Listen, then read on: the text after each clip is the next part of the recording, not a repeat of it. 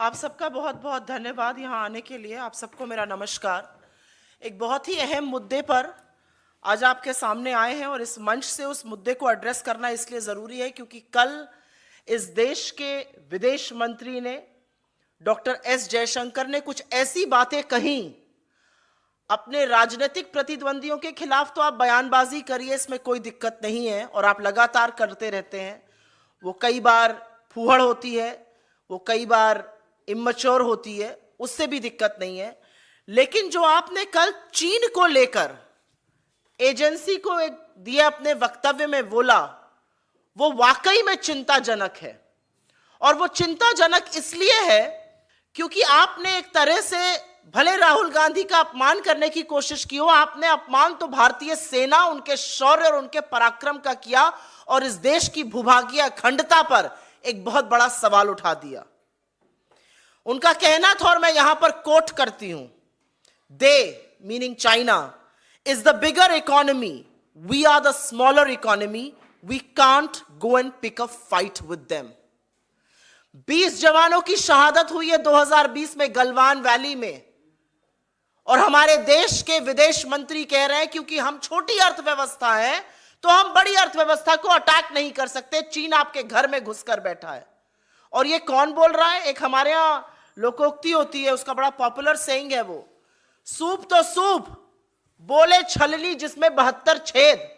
क्योंकि इसी इंटरव्यू में उन्होंने और डींग हाँकते हुए बोला कि मैं लॉन्गेस्ट सर्विंग चीन में भारतीय का राजदूत रहा हूं, longest serving Indian ambassador in China. ये डींग भी उन्होंने हाकी। तो ये कह देना कि हम छोटी इकोनॉमी है, हम बड़ी इकोनॉमी को जाके अटैक थोड़ी कर देंगे। आप क्या कर रहे हैं भारतीय सेना के शौर्य पराक्रम, उनके हौसले के साथ? आपको क्या कहना है उन सैनिकों का जो बर्फ में, आंधी में, गर्मी में, बरसात में खड़े होकर हमारी भूभागीय अखंडता का, हमारे बॉर्डर्स की सुरक्षा करते हैं, कि हम छोटी इकोनॉमी है? उस तरह से तो महापावर्स के सामने विश्व के छोटे देशों को लड़ना ही नहीं चाहिए। हर सैनिक जो वहां पर खड़ा है उसका हौसला तोड़ने का काम विदेश मंत्री एस जयशंकर जी ने किया है। और मैं ये जरूर बोलना चाहती हूं क्योंकि यह सबसे विवादित बयान चीन पर आज तक किसी मंत्री ने दिया है। मैं पूछना चाहती हूं उनसे, वो दंभ भरते हैं ना किस चीज का, कि वो longest serving Indian ambassador in China थे।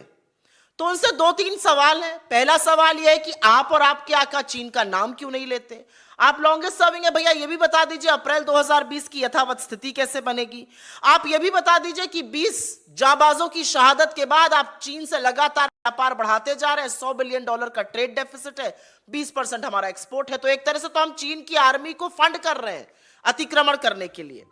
लेकिन क्योंकि उन्होंने काफी सारे हैट्स पहने हुए हैं और उन्होंने one of the hats describe किया कि मैं लॉन्गेस्ट सर्विंग एम्बेसडर हूं, मेरे 6 पॉइंटेड सवाल हैं उनसे। As the longest serving ambassador China का, सबसे ज्यादा वक्त तक चीन में भारत के राजदूत रहने के तौर पर, वो जो चीनी अग्रेशन की फोटो आती हैं, जो खबरें हैं कि हमारी 2000 स्क्वायर किलोमीटर की जमीन पर चीन ने अतिक्रमण किया हुआ है, उसके बारे में वो क्या कहेंगे? वो यथावत स्थिति अप्रैल 2020 के बारे में क्या कहेंगे? और वो क्या कहेंगे कि हमारे पेट्रोलिंग पॉइंट्स अब हमारी बफर जोन बन चुके हैं, पेट्रोलिंग पॉइंट 10, 11, 12, 13, 14, 15, 16 तक। वो क्या कहेंगे जो पुल बनते जा रहे हैं?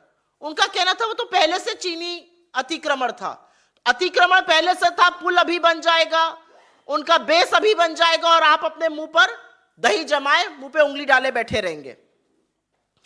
जो सबसे ज्यादा लंबे समय तक चीन में भारत के राजदूत रहे, क्या उन्होंने प्रधानमंत्री को यह एडवाइस किया था कि वो पूरे देश के सामने, पूरे पार्लियामेंट के सामने यह झूठ बोले कि कोई घुसा हुआ नहीं है, जबकि हमारे 20 जांबाजों की शहादत हुई थी? जो सबसे लंबे भारत के चीन में राजदूत रहे, जयशंकर जी से यह पूछना है। नमस्कार, मैं हूं मानक गुप्ता। अगर आपको हमारा ये वीडियो पसंद आया हो तो इसे लाइक और शेयर जरूर करें और हां, हमें सब्सक्राइब और फॉलो करना ना भूलें ताकि आप देश और दुनिया की कोई खबर मिस ना करें। तो जुड़े रहिए हमारे साथ और देखते रहिए न्यूज़ 24।